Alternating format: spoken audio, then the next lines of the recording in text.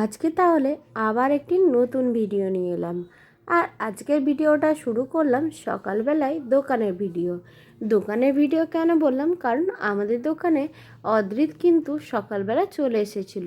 আর বাড়ির পিছনেই যেহেতু দোকানটা, সেই জন্য কিন্তু আমরা যেই দোকানে আসছিলাম ওর বাবা তো ডিউটি চলে গেছে, তারপরে আমি যেই দোকানে বসছিলাম তখন কিন্তু ও আমার সাথে চলে এসেছিলো। আর এই রকমই দুষ্টুমি করতে থাকছিল। যেদিন ও বাড়ি গেছে সেদিন কিন্তু রাত্রেবেলাতেও বায়না ধরছিল যে দোকানে যাবে বলে, কিন্তু যেহেতু প্রচুর পরিমাণে ধুলো বলে সেদিন আর রাত্রে নিয়ে আসা হয়নি, ঠিক তার পরের দিনই কিন্তু নিয়ে এসেছিলাম।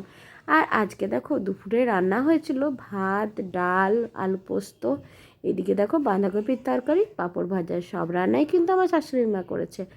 আর জানো তো বৃহস্পতিবারে, শনিবারে আর মঙ্গলবারে আমার শ্বশুরবাড়িতে নিরামিষই হয়, সেই জন্যই কিন্তু সম্পূর্ণ নিরামিষই খেয়েছি। আর এই দেখো অদ্রিত দেখো পাঁপড় খেতে যেহেতু খুব ভালোবাসে, সেই জন্য কিন্তু ও পাঁপড় ভাজা একটা গোটা নিয়ে সেটাকে কুড়মুড় করে খেয়ে নিয়েছিল। আর এটা হচ্ছে ঠিক তার পরের দিনের ভিডিও। এই দেখো ওর বাবার যেহেতু ছুটি ছিল সেই জন্য কিন্তু ওর বাবার সাথে চলে এসেছিল দোকানে আবার কুকুরদেরকে খাবার দিতে। আর দেখো দুজন মিলে কিন্তু কুকুরগুলো যতক্ষণ না খাওয়া শেষ হচ্ছে ততক্ষণ কিন্তু দাঁড়িয়ে দাঁড়িয়ে দেখছিল। আর বিস্কুট দিতে তো খুবই ভালোবাসে, আর ওর বাবাও যেরকম ভালোবাসে ও ঠিক সেরকমই ভালোবাসে। আর সেই জন্যই কিন্তু একটা কুকুরকে দেখে আরেকটা কুকুরও চলে এসছে। আর এই কুকুরগুলো সবসময় কিন্তু আমাদের দোকানেই বেশি আসে, কেন বলো তো? আসলে ওর বাবা রোজ ও না থাকলেও কিন্তু অদ্রিত যদি না থাকে তাও কিন্তু বিস্কুট দিয়ে দেয়। আর বিস্কুট তো কুকুরদের জন্য এক প্যাকেট করে কেনাই হয়ে থাকে। আর এই দেখো অদ্রিত কিন্তু ওদেরকে বিস্কুটটা দেখে যতক্ষণ দিয়েছে খাওয়া শেষ দেখে তবেই এসেছিলো ভেতরে। আর আমি সেই সময় একটুখানি ভিডিও করে নিয়েছিলাম। ওরা যে ওই বিস্কুটটা খাওয়া হয়েছে সেই জন্য কুকুরগুলো কিন্তু আরও বিস্কুট চাইছিল, কিন্তু দুটো বিস্কুটের বেশি আর দিইনি আমরা, যেহেতু রাত্রেবেলাটা আবার দেবো। আর এদিকে দেখো বিকালবেলায় ও কিন্তু খেলাধুলো করতে শুরু করেছিল ওর দাদুর সাথে আর দুটো দাদার সাথে। দুটো দাদা বাইরে খেলাধুলা করছিল, ও কিন্তু তাদেরকে ডেকে নিয়ে এসছে আমাদের উঠোনের মধ্যে খেলবে বলে। আর এই দেখো উঠোনের মধ্যে ও কিন্তু খেলা করছিল, আবার ওদেরকে ডেকে ডেকে নিয়ে যাচ্ছিলো এখানে আসো ওখানে আসো। আর ও কিন্তু বড়দের সাথে তাল মিলিয়ে খেলতে বেশ ভালোই শিখেছে। আর এই বয়সে ও কিভাবে খেলাধুলা করছে সেটা দেখতে থাকো তোমরা।